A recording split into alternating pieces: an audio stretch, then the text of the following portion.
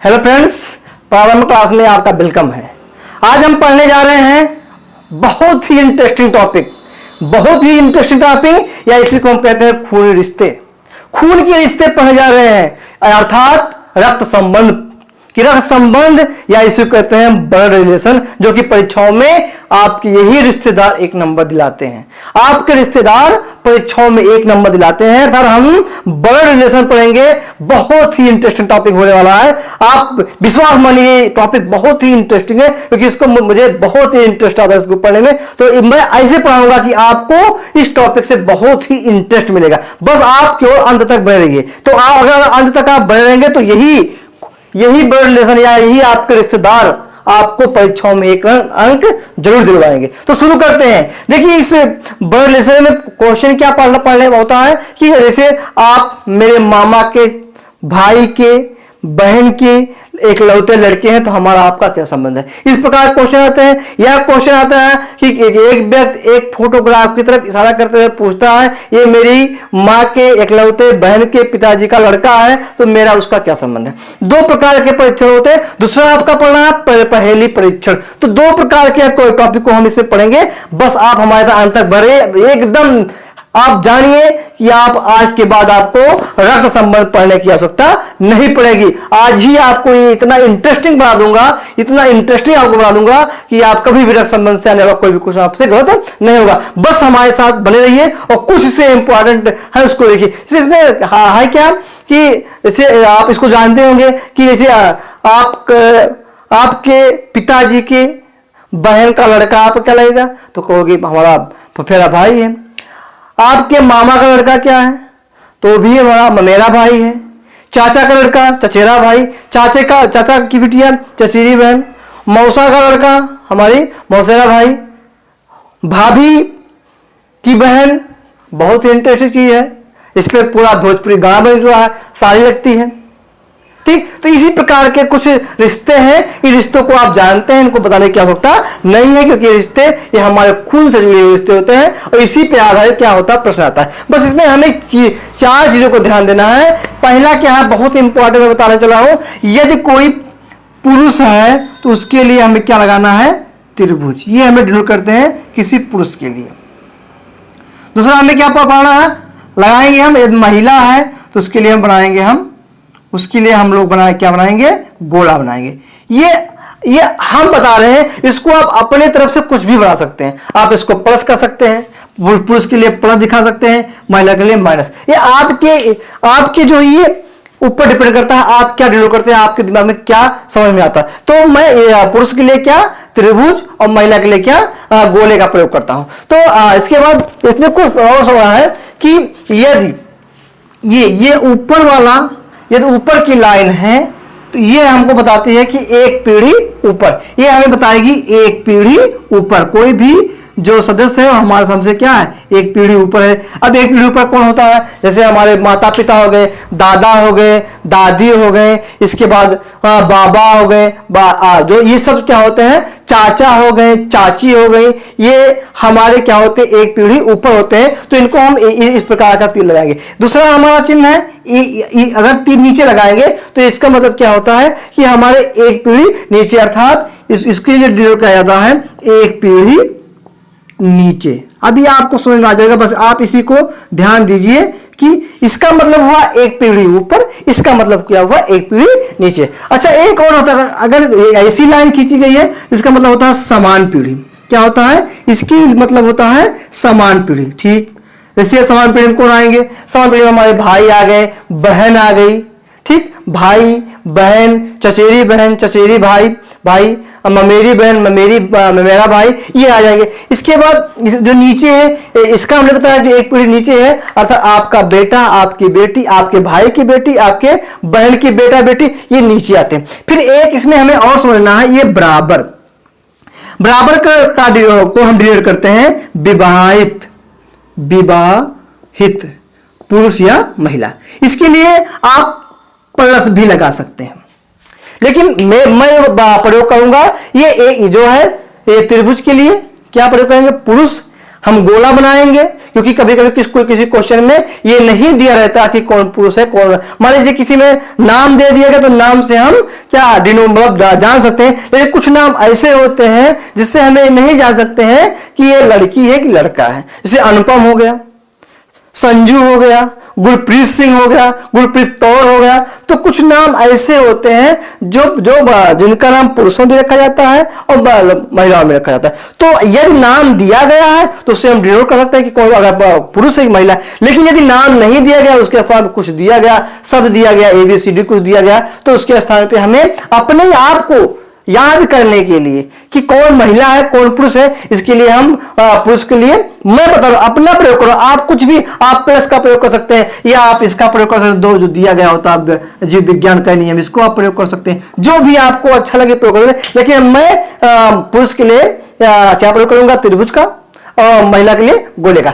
एक पीढ़ी ऊपर के लिए ये तीर होगी, एक पीढ़ी नीचे के लिए ये तीर होगी, समान पीढ़ी के लिए देखिए ये चिन्ह बनाया जाएगा, ये रेखा। और अगर डबल नहीं खींचा गया है, बराबर का चिन्ह साइन है, तो इसके लिए क्या हम प्रयोग करेंगे कि विभाजित है। अब हम इसी पे क्वेश्चन को हल करते हैं और गारंटी में देता हूं आप आज ही क्वेश्चन आपसे कोई भी गलत नहीं होगा।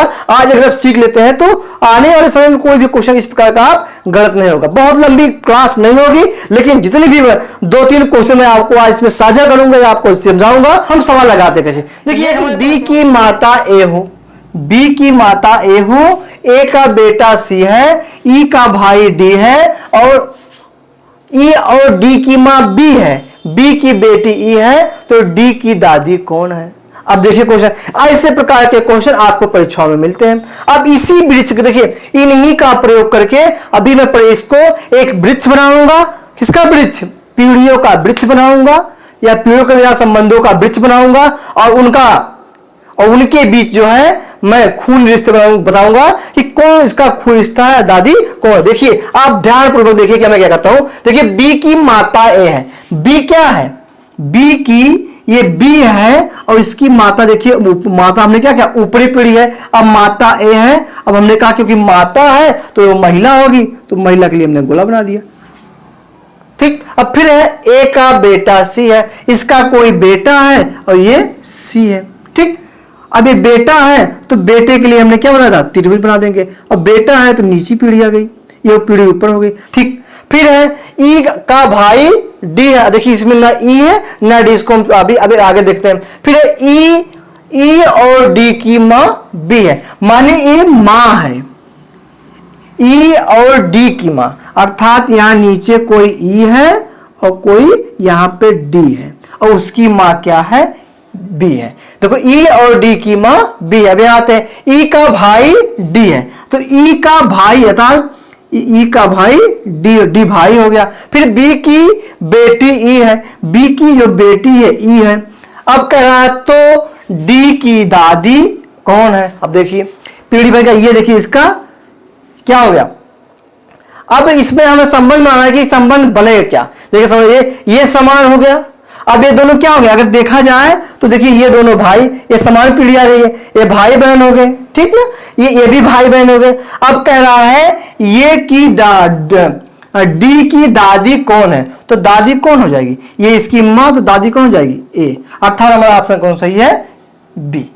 क्यों सही है, बी। हमारा क्वेश्चन नंबर अगला है, क्या क्वेश्चन देखिए है, ए बी की बहन है, बी सी की पुत्री है, ई डी का पिता है, डी ए का भाई है, ई का सी से क्या संबंध है। ई का सी से क्या संबंध है, 4 ऑप्शन है, पहला चाचा, दूसरा भाई, तीसरा पति, चौथा पिता। इसका हम वृक्ष बनाते हैं। देखिए पहला करा ए बी की बहन है, जो ए है वो किसकी, बी की बहन है, अर्थात बहन अगर ए है तो उसका बनाएंगे गोला। इसको गोले को इसलिए हमने बनाया जाता है ताकि हमको दिक्कत ना हो कि कौन पुरुष है कौन महिला है। फिर देखिए क्या है, बी सी की पुत्री है, जो बी है वो कोई सी यहां पे है, उसकी क्या है, पुत्री है। अब ध्यान दीजिए ये पुत्री अर्थात ये पुत्री है तो गोला बनाएंगे। अब सी का अभी लिंग नहीं पता है कि सी क्या है, पुरुष है कि महिला है। अगला है ई डी का पिता है, इसमें अभी देखिए ई और डी नहीं है, इसके लिए थोड़ा हम इसको स्किप करेंगे। अगला आते हैं डी ए का भाई है, जो डी है, जो डी यहाँ पे है वो ए का भाई है, अर्थात जब भाई है तो क्या होगा, ये पुरुष होगा। तो हमने क्या कर दिया, इसका हमने बना दिया त्रिभुज। अब देखिए तीन एक ही, ए डी बी तीनों एक ही, किसमें, एक ही पीढ़ी में, मतलब ये समान पीढ़ी में।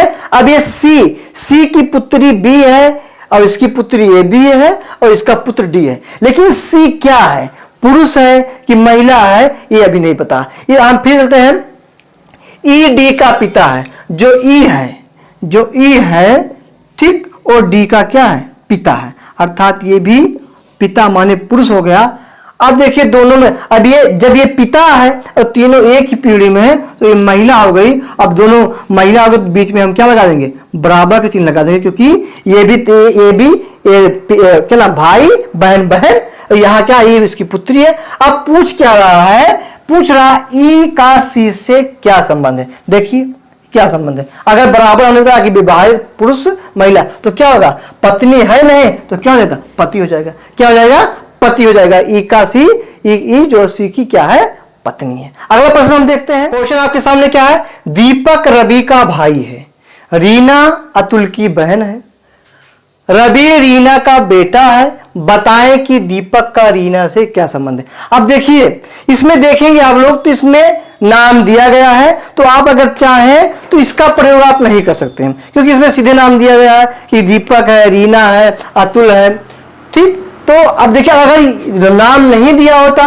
तब हमको लिंग का निर्धारण करने के लिए इसका उपयोग करना पड़ता।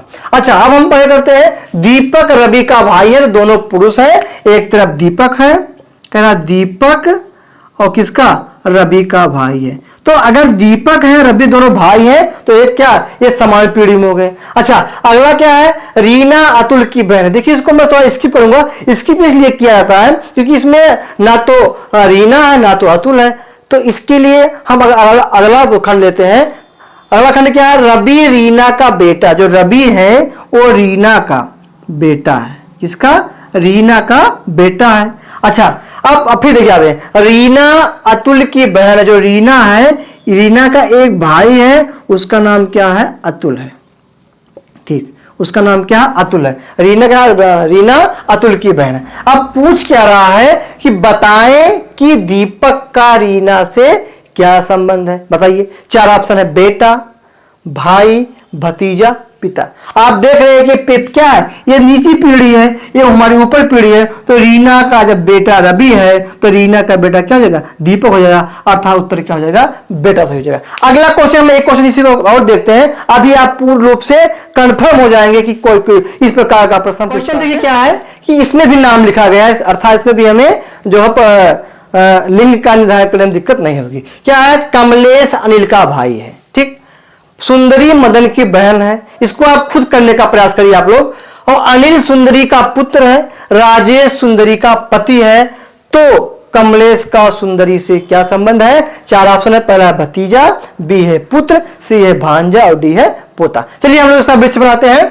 कह रहा कमलेश अनिल का भाई है, अर्थात कमलेश यहां पे है, कमलेश कह रहा है अनिल का भाई है, अर्थात दोनों एक ही समान पीढ़ी में रहेंगे। अगला क्या है, सुंदरी मदन की बहन है, न इसमें सुंदरी है न इसमें मदन है, थोड़ा सा हम इसको स्किप करेंगे।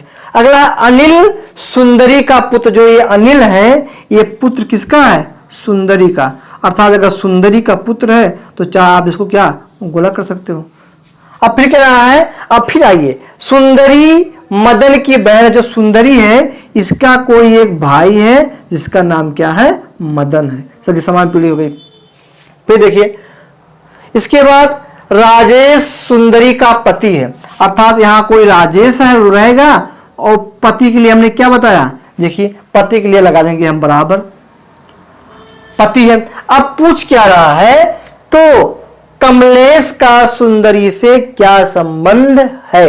ये जो कमलेश है, ये जो कमलेश हमने बताया, इसका सुंदरी से क्या संबंध है, अर्थात कमलेश सुंदरी का क्या लगेगा, तो भतीजा पुत्र, देखो भतीजा होगा ही नहीं, न भांजा होगा, क्या होगा, सीधे दिखाई पड़ा क्या होगा, पुत्र होगा। तो इस प्रकार के क्वेश्चनों को यदि आप इसको समझ गए हैं तो इतना इंटरेस्टिंग टॉपिक है, जब जरूर आप इसको समझ गए होंगे। इस प्रकार के क्वेश्चन आप परीक्षाओं में आएंगे तो आप जरूर हल करेंगे। हाँ, इसके कुछ जो फोटोग्राफ वाला क्वेश्चन है अगली कक्षा में बताऊंगा, एकदम इंटरेस्ट तरीके से, एकदम आसान तरीके से, मैं इसी तरीके से बताऊंगा, आप वो भी कर लेंगे। कोई भी परीक्षा देने जाएंगे आपका ये भी प्रश्न क्या रक्त संबंध से गलत नहीं होगा, क्योंकि रक्त संबंध हमने बताया कि ये जो रिश्तेदार हैं यही क्या हमको परीक्षा में 1 नंबर दिलाएंगे। आज के लिए इतना ही, अगली कक्षा में पुनः मैं इसी टॉपिक के साथ उपस्थित रहूंगा। तब तक आज के लिए बहुत बहुत धन्यवाद।